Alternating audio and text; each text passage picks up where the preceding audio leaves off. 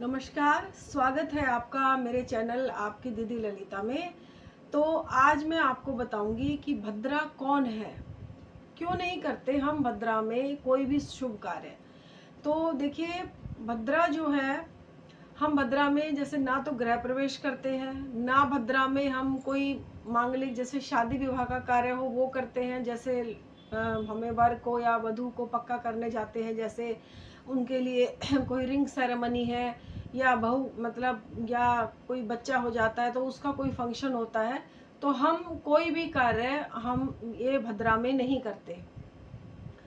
तो ये भद्रा कौन है इसके बारे में मैं आपको बताऊंगी, क्योंकि इस बार राखी का जो त्योहार है वो भी जो अब पड़ रहा है ये भी भद्रा में ही है। तो कई लोग कहते हैं कि क्या है भद्रा, ऐसा क्यों हमें डर लग रहा है कि भद्रा है तो हम ये काम ना करें, क्योंकि जो आजकल के बच्चे हैं उन्हें इतना नहीं पता है भद्रा क्या है। तो इसलिए मैं आपको भद्रा बता रही हूँ कि भद्रा क्या है, क्यों नहीं करते हम कोई भी शुभ काम इसमें। भद्रा जो है ये शनि की बहन और सूर्य और छाया की पुत्री है। भद्रा का जन्म राहु काल में होने के कारण इनका स्वभाव जो है वो उपद्रवी है, उत्पाती स्वभाव है इनका। और जो इनका रूप है वो लंबे लंबे बाल और बड़े बड़े दांतों वाला है। तो इनका जो प्रादुर्भाव हुआ है वो इसलिए हुआ था कि जब भी असुरों के इनके लिए हुआ था कि यदि कोई असुर हमारे किसी भी कार्य में अवरोध पैदा करे तो उसके लिए ये भद्रा उत्पात या उस कार्य को रोक दे। लेकिन ये इनका जन्म राहु काल में होने के कारण और बचपन से ही जब इनका स्वभाव उत्पाती हो गया, तो कोई भी व्यक्ति जैसे कोई भी देवता हो या कोई दानव हो या दैत्य हो, कोई भी कार्य को करता तो ये उसमें उत्पात मचाने लगी। तो ये सब देख के सूर्यदेव को बड़ी चिंता हुई, तो वो ब्रह्मा जी के पास गए। तो ब्रह्मा जी ने कहा कि मैं इनको 3 अंगों में बांट देता हूँ, मतलब 3 कालों में बांट देता हूँ। तो उन्होंने ये बताया कि एक तो उन्होंने 3 लोकों में जब उन्होंने बांट दिया कि मैंने 3 लोकों में इनका निवास कर देता हूँ। तो एक पाताल लोक हो गया, एक मृत्यु लोक और दूसरा आकाश में।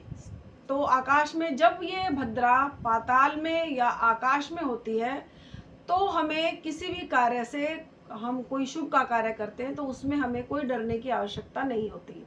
लेकिन इस बार जो ये भद्रा है ये पृथ्वी लोक पर है, इसीलिए हम राखी का त्योहार इसमें नहीं मना रहे हैं। जैसे राखी के त्योहार में और होलिका दहन पर भी अगर ये भद्रा होती है तो हम इन 2 त्योहारों को बिल्कुल हम नहीं, इसमें कोई भी किसी भी तरह की असावधानी नहीं रखते। तो ब्रह्मा जी ने इनको एक वरदान दिया कि यदि भद्रा आप कहीं जाएं या आपका जिस भी लोक में आप जाएं, यदि वहाँ के व्यक्ति आपका सम्मान ना करें तो उस कार्य को आप ध्वस्त कर देना। तो जब भी भद्रा, उनका सम्मान करने का मतलब ये था कि जहाँ पर भद्रा जाए वहाँ पर कोई भी कार्य शुभ का ना किया जाए। यदि कोई कार्य शुभ का किया जाता है तो ये भद्रा उसमें अवरोध पैदा करती है, उस कार्य को संपूर्ण नहीं होने देती, वो शुभ नहीं होता वो वाला कार्य। तो इसीलिए जैसे और नक्षत्र हैं राहु काल और जैसे ये मूलों में हम इनमें भी पूजा पाठ ही कराते हैं, उसी तरह से ये भद्रा भी हमारे जो जिस भी सुशुभ का कार्य में ये अगर ये भद्रा होती है तो उस शुभ कार्य को निषेध माना जाता है शास्त्रों के अनुसार। तो इसीलिए इस बार हम राखी का त्योहार भद्रा में नहीं मनाएंगे। 31 अगस्त को ही हम 7/5 के बाद, 7/5 से पहले पहले इस त्योहार को मना रहे हैं। तो यही था भद्रा को मैंने जो आपको बताया, ये कहानी थी भद्रा की। इसीलिए भद्रा में कोई कार्य नहीं किया जाता। तो आज के लिए इतना ही, कल फिर मिलती हूँ एक अच्छी सी वीडियो के साथ। तब तक के लिए नमस्कार, जय माता की।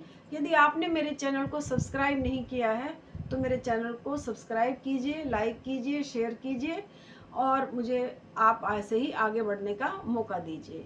तो आज तक के लिए इतना ही, नमस्कार, जय माता की। आपको रक्षाबंधन का पर्व बहुत बहुत मुबारक हो और बहुत बहुत आनंदित हो रहे और शुभ हो आपके लिए।